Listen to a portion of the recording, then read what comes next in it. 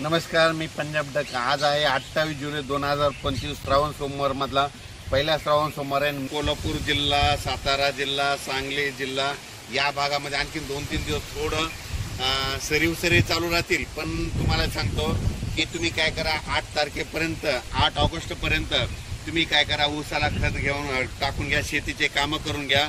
कारण की 8 ऑगस्टच्या नंतर म्हणजे 9 ऑगस्टला कोल्हापूर जिल्हा, सातारा जिल्हा, सांगली जिल्हा, धाराशिव जिल्हा, लातूर जिल्हा, बीड जिल्हा, परभणी जिल्हा, नांदेड जिल्हा, यवतमाळ जिल्हा या भागामध्ये 9 ऑगस्ट पासून पाऊस सुरू होणार आहे, म्हणून हा अंदाज लक्षात द्यायचा।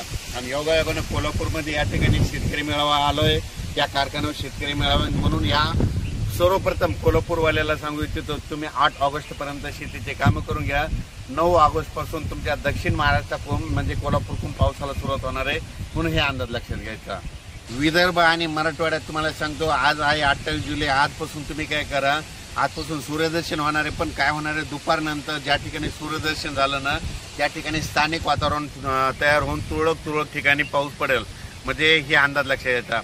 पण तुम्हाला एक सांगतो की विदर्भ मराठवाड्यातल्या शेतकऱ्यांनी काय करायचं, पूर्व विदर्भ आणि पश्चिम विदर्भ तुम्ही काय करा, शेतीचे कामं 8 ऑगस्ट पर्यंत शेतीचे कामं करून घ्या, फवारण्या करून घ्या, सोयाबीनला देखील फवारण्या करा, कापसाला देखील खत घालून घ्या। त्याच्यानंतर ज्या ठिकाणी सोयाबीनमध्ये पाणी साचलं तिथं सुपर फॉस्फेट टाका, कारण की तिथलं पाणी आटून जातं।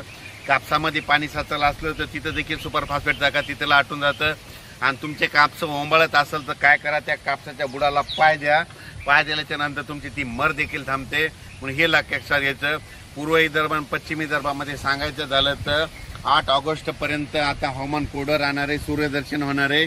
9 ऑगस्ट पासून परत पावसाला सुरुवात होणार आहे।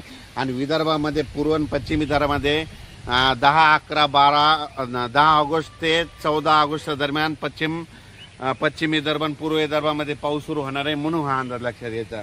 आणि मराठवाड्यामध्ये सांगायचं झालं तर परभणी जिल्हा, लातूर जिल्हा, बीड जिल्हा, धाराशिव जिल्हा, नांदेड जिल्हा, हिंगोली जिल्हा या भागामध्ये 9 ऑगस्टला वरुण राजाचं आगमन होणार आहे, म्हणून तुम्ही काय करा, 8 ऑगस्ट पर्यंत शेतीचे कामे करून घ्या।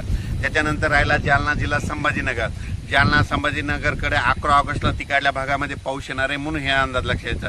त्याच्यानंतर जळगाव जिल्हा, नाशिक जिल्हा, धुळे, नंदुरबार नगर, अहिल्यानगर, त्याच्यानंतर पुणे या भागामध्ये 11 ऑगस्ट पासून ते 16 ऑगस्टच्या दरम्यान तिकडे परत पाऊस येणार आहे, म्हणून हा अंदाज लक्षात घ्यायचा। 9 ऑगस्टला सुरुवात होणार आहे कोल्हापूर, सातारा, सांगली, सोलापूर जिल्हा, धाराशिव जिल्हा, लातूर जिल्हा, नांदेड जिल्हा, हिंगोली जिल्हा, यवतमाळ जिल्हा, परभणी जिल्हा, बीड जिल्हा या भागामध्ये 9 ऑगस्ट पासूनच पावसाला सुरुवात होणार आहे, म्हणून तुम्ही काय करा, 8 ऑगस्ट पर्यंत शेतकऱ्यासाठी आनंदाची बातमी, सूर्यदर्शन होणार आहे, शेतीचे कामे करून घ्या। धन्यवाद।